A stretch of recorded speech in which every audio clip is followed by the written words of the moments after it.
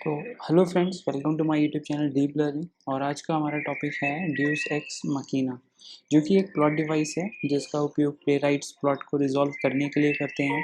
इसको आपने बहुत बार सुना भी होगा जब कोई आप बुक पढ़ रहे होंगे या फिर कोई लिटरेरी एस्से, या अगर आप खासकर लिटरेरी बैकग्राउंड से हैं तो ये ये टर्म काफ़ी मिलती है क्लासिकल ग्रीक लिटरेचर को पढ़ते टाइम।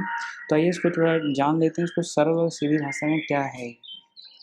तो ड्यूस एक्स मकीना हो गया, अगर इसका सीधे ट्रांसलेशन देखें तो God out of the machine. तो इसमें जो एक्टर गॉड का रोल प्ले करता था उसको मशीन द्वारा स्टेज पर लाया जाता था।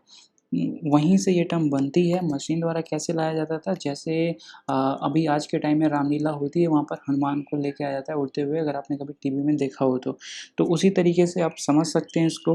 यूरिपिडीज ने इस प्लॉट डिवाइस का यूज़ मोरल और एथिकल चॉइसेस को रिजॉल्व करने के लिए किया था। अब इन्होंने इतना तो इसको रिजॉल्व करने के लिए नहीं किया था, इनसे पहले जो प्ले राइट्स थे सोफोक्लिस और एस्किलस, उन्होंने इसका बहुत अच्छी तरीके से इस्तेमाल किया था। लेकिन जो भी हो, क्रिटिक्स मानते हैं कि इसका यूज़ करना ज़्यादातर सही नहीं है। कभी कभी प्लेज में ऐसी मोरल और एथिकल टेंशन्स क्रिएट हो जाती हैं जिनको हम इंसानों के नज़रिए से, या हमारे जो रूल्स और रेगुलेशंस, जो भी चॉइसेस हैं हमारे पास, सीमित चॉइसेस जो हैं उनको ध्यान में रख के कोई एक कंक्लूजन पर नहीं निकला जा सकता।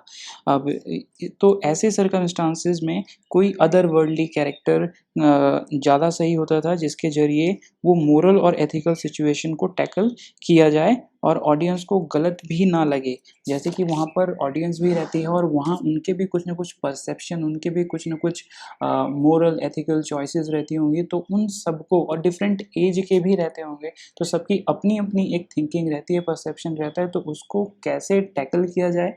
तो एस्किलस का जो प्ले है द ओरेस्टिया, उसमें जो थर्ड पार्ट है ह्यूमैनिटीज़, उसमें एक मोरल और एथिकल क्वेश्चन अराइज होता है। ओरेस्टीज़ अपनी माँ को मारकर भाग रहा होता है, फ्यूरीज उसका पीछा कर रही है उसको सज़ा देने के लिए, तो भाग कर जाता है दो गॉड के पास, अपोलो और एथीना के पास, जो कि जज का रोल प्ले करते हैं और एक डिसीजन पर आते हैं जो कि सबको मानना पड़ता है।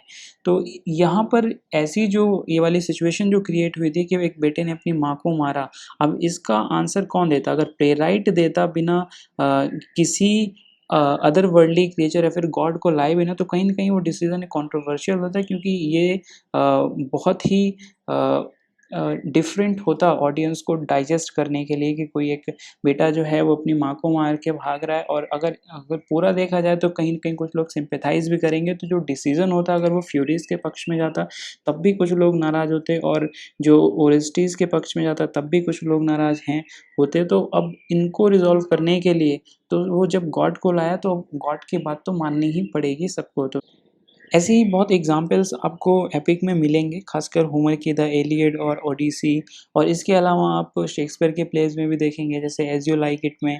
तो जो ड्यूस एक्स मशीना को बहुत अच्छा प्लॉट डिवाइस नहीं माना जाता है क्रिटिक्स के द्वारा। एरिस्टोटल ने कहा भी है कि रेज़ोल्यूशन ऑफ प्लॉट जो है वो प्लॉट से ही निकलना चाहिए। फॉर एग्ज़ाम्पल, जैसे जो प्लॉट में जितने कैरेक्टर्स हैं, वही कंबाइन करके, उन्हीं के एक्शंस कंबाइन करके ही जो प्लॉट का जो एंडिंग है उसको बनाएँगे। ऐसा नहीं होगा कि कोई लास्ट में आपको कोई एक कैरेक्टर लेके आते हैं और उससे कुछ न कुछ ऐसी सिचुएशंस क्रिएट करके रिज़ॉल्व कर देते हैं पूरा प्लॉट, तो वो कहीं न कहीं लोगों को पसंद नहीं आएगा।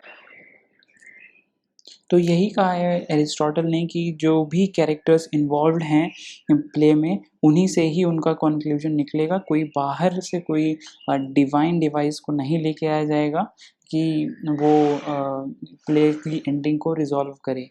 तो और जो दूसरी बात है वो है कि डिवाइन डिवाइस का उपयोग कर सकते हैं प्लेराइट्स, लेकिन उनको आपको डायरेक्टली इन्वॉल्व नहीं करना होगा एक्शंस में। वो खाली कमेंट्री कर सकते हैं, कुछ बता सकते हैं, जैसे कि सोफोक्लिस के प्ले इडिपस द रेक्स में होता है कि खाली ओरेकल्स होते हैं, और जो टायरेशियास है वो अपोलो से, जो भी अपोलो उससे बताते हैं, वो सारी चीज़ें प्ले में आती हैं, लेकिन ऐसे नहीं कि कोई डायरेक्ट गॉड है जो कि प्रेज़ेंट होता है ऑडियंस के सामने स्टेज पे। अब ड्यूस एक्स मशीन आज के टाइम में कुछ और तरीके से भी यूज़ किया जाता है, ऐसे डायरेक्टली गॉड को इन्वॉल्व ना करके, जैसे कि कोई बर्थ मार्क, कोई अनएक्सपेक्टेड इनहेरिटेंस हो जाता है किसी को, कोई फॉर्च्यून मिल जाता है, जैसे कि डिस्कवरी ऑफ लॉस्ट विल या फिर लॉस्ट लेटर, जैसे किसी मूवीज़ में होता है कि दोनों लेटर्स एक्सचेंज कर रहे होते हैं, लेकिन लास्ट में जब मिलना होता है तो कहीं न कहीं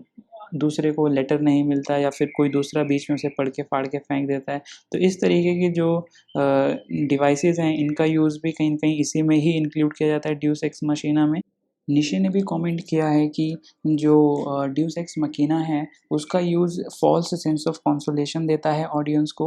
ऑडियंस को ऐसा लगने लगता है कुछ टाइम बाद कि जब वो प्रॉब्लम में होंगे, जब वो डिस्टर्बिंग सिचुएशन में होंगे, तो कोई न कोई अदर वर्ल्डली क्रिएचर आएगा और उनकी हेल्प करेगा और उनको उस मोरल और एथिकल चॉइस से निकाल के ले जाएगा। लेकिन ऐसा पॉसिबल नहीं होता रियल लाइफ़ में। जो एक इंसान है, उसको खुद ही अपने चॉइसेस लेने पड़ते हैं।